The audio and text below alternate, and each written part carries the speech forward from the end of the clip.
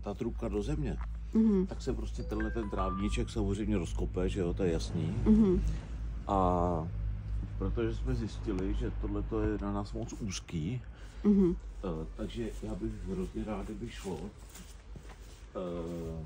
tu zpevněnou plochu vytáhnout až vlastně k těm šutrům.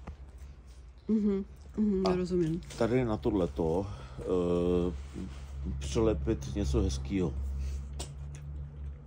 Myslíte, že by na tohleto šlo dát nějakou nezávrznou dlažbu? Já se nechci dostat moc vysoko. Rozumím. Takže jenom tam prostě... Akorát, že to máte trošku tak jako všechno. Máš si ranec z čerky dát, takové něco jako...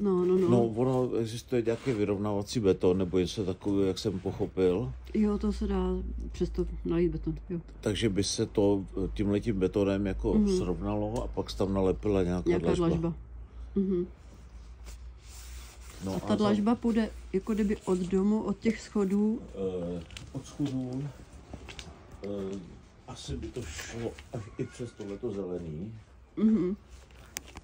Tady, jak jsou ty květináče, tak tam vlastně tyhle panely končí. Takže tam asi v úrovni vlastně toho záhonku. Tady jako jo. Andrej, vyfoť to ještě, já to mám jako video, ale je to špatný. Tady to takhle mi vyfoť. V okraji toho záhonku by to končilo. Tam, kde stojí. Jasně, takhle celý. Takže tato celá plocha bych rád, aby to bylo jako nějaký jednolitý, hezký. Jasně, určitě.